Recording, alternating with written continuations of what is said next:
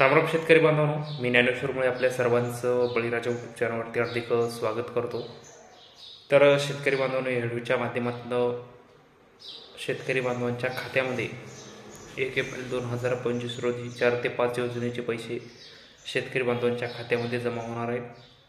तर शेतकरी बांधवांसाठी नेमके पैसे कोणत्या कशाचे आहेत त्या संदर्भात एक महत्त्वपूर्ण अपडेट आपण पुढच्या 2 ते 3 मिनिटाच्या माध्यमातून आपल्या व्हिडिओच्या माध्यमातून आपल्या चॅनलच्या माध्यमातून सविस्तरपणे पाहण्याचा प्रयत्न करणार आहोत. व्हिडिओ शेवटपर्यंत नक्की बघा. चला तर शेतकरी बांधवांनो, व्हिडिओला सुरुवात करूया. तर शेतकरी बांधवांनो, सर्वात मोठं आणि महत्त्वाचं अपडेट म्हणजे नमो शेतकरी महासन्मान निधी योजनेचा 6वा हप्ता.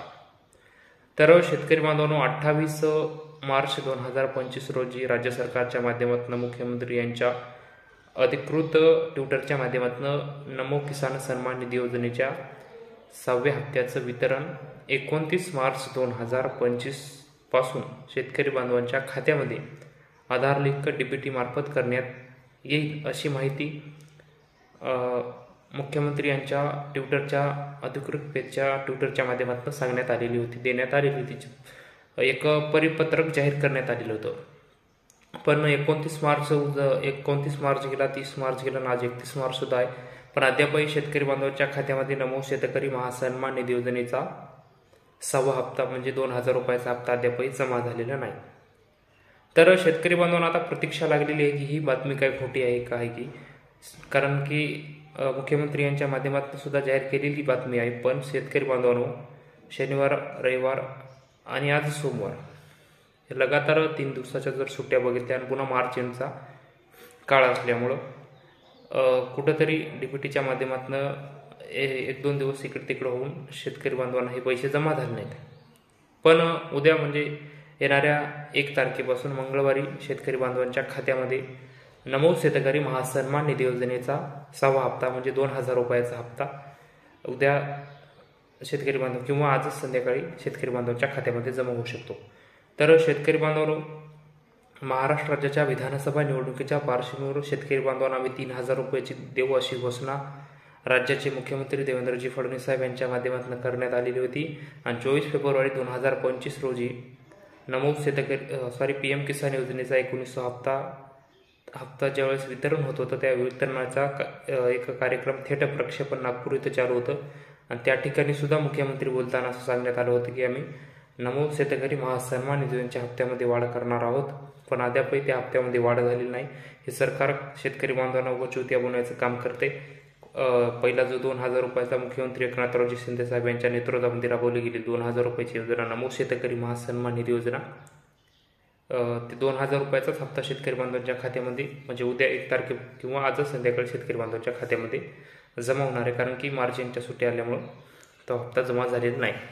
आता दुसरं एक महत्त्वाचं असं अपडेट म्हणजे खरीप हंगाम 2023चा पीक विमा. राज्यातील सर्व जिल्ह्यातील ज्या शेतकरी बांधवांच्या खात्यामध्ये खरीप हंगाम 2023मध्ये ज्या शेतकरी बांधवांना पीक विम्याचा एकही रुपया मिळालेला नव्हता, खरीप हंगाम 2023मध्ये ज्या शेतकरी बांधवांच्या खात्यामध्ये पीक विम्याचा एकही रुपया मिळाला नव्हता, त्या शेतकरी बांधवांच्या खात्यामध्ये उद्याच्या 1 तारखेपासून पीक विम्याचे पैसे सुद्धा जमा होणार आहेत. तर शेतकरी बांधवांनो, काही शेतकरी बांधवांना 25% भेटला असेल किंवा काही शेतकरी बांधवांना 75% भेटला असेल. पण ज्या शेतकरी बांधवांना एकही रुपया पीक विम्याचा मिळालेला नव्हता खरीप हंगाम 2023मध्ये, त्या शेतकरी बांधवांच्या खात्यामध्ये पीक विम्याचे पैसे जमा होणार आहेत. तर जिल्हे सांगायचे असले तर शेतकरी बांधवांनो लक्षात घ्या जिल्हे. पहिला जिल्हा अकोला, अमरावती, अहमदनगर म्हणजे अहिल्यानगर, धाराशिव, छत्रपती संभाजीनगर, कोल्हापूर, चंद्रपूर, जळगाव, जालना, धुळे, नंदुरबार, नांदेड, नागपूर, नाशिक, परभणी, पुणे, बीड, बुलढाणा, यवतमाळ, लातूर, वर्धा, वाशिम, सांगली, सातारा, सोलापूर, कोल्हापूर, हिंगोली, भंडारा. तर या जिल्ह्यातील शेतकरी बांधवांच्या खात्यामध्ये खरीप हंगाम 2023चा 25% असेल किंवा 75% अग्रिमचा पीक विमा असेल, ज्या शेतकरी बांधवांना अद्यापही मिळाला नव्हता त्या शेतकरी बांधवांच्या खात्यामध्ये पीक विम्याचे पैसे सुद्धा जमा होणार आहेत. आणि त्यानंतर एक महत्त्वाची बातमी म्हणजे खरीप हंगाम 2024चा म्हणजे मागच्या वर्षीचा 25% अग्रिमचा पीक विमा अद्यापही शेतकरी बांधवांच्या खात्यामध्ये पीक विम्याचे पैसे जमा झालेले नव्हते. पण राज्याचा अर्थसंकल्पीय अधिवेशन चालू असताना विरोधकाच्या माध्यमातून म्हणजेच विरोधकाच्या माध्यमातून पीक विम्याचा प्रश्न उठवला असता राज्याचे कृषी मंत्री माणिकरावजी कोकाटे यांच्या माध्यमातून असं सांगण्यात आलं की आम्ही 31 मार्चपूर्वी खरीप हंगाम 2024चा 25% पीक विम्याचे पैसे राज्यातील शेतकरी बांधवांच्या खात्यामध्ये जमा करू. पण 31 मार्च एंडिंग असल्यामुळे ते पैसे जमा झाले नाहीत. पण उद्या 1 तारखेपासून शेतकरी बांधवांच्या खात्यामध्ये खरीप हंगाम 2024च्या 25% पीक विम्याचे पैसे सुद्धा जमा होणार आहेत. काही जिल्ह्यामध्ये जमा सुद्धा झालेले आहेत, पण ज्या शेतकरी बांधवांना अद्याप जमा झाले नाहीत त्या शेतकरी बांधवांच्या खात्यामध्ये उद्यापासून 25% पीक विम्याचे खरीप हंगाम 2024च्या पीक विम्याचे पैसे सुद्धा जमा होणार आहेत. राज्यातील 64 लाखापेक्षा जास्त शेतकरी बांधवांच्या खात्यामध्ये 2300 कोटी रुपयाच्या 25% पीक विम्याचे पैसे उद्यापासून शेतकरी बांधवांच्या खात्यामध्ये जमा होणार आहेत. तर शेतकरी बांधवांनो, नमूद शेतकरी महासन्मान निधीचा 6वा हप्ता, खरीप हंगाम 2023चा पीक विमा आणि खरीप हंगाम 2024चा 25% पीक विमा हे शेतकरी बांधवांच्या खात्यामध्ये 2 ते 3 अनुदानाचे पैसे शेतकरी बांधवांच्या खात्यामध्ये उद्यापासून म्हणजे 1 एप्रिलपासून शेतकरी बांधवांच्या खात्यामध्ये जमा होणार आहेत. कारण की मार्च एंडमध्येच होणार होते, पण मार्च एंड असल्यामुळे पैसे जमा होऊ शकले नाही. उद्यापासून शेतकरी बांधवांच्या खात्यामध्ये आधार लिंक बँक खात्यामध्ये हे पैसे सर्व जमा होणार आहेत.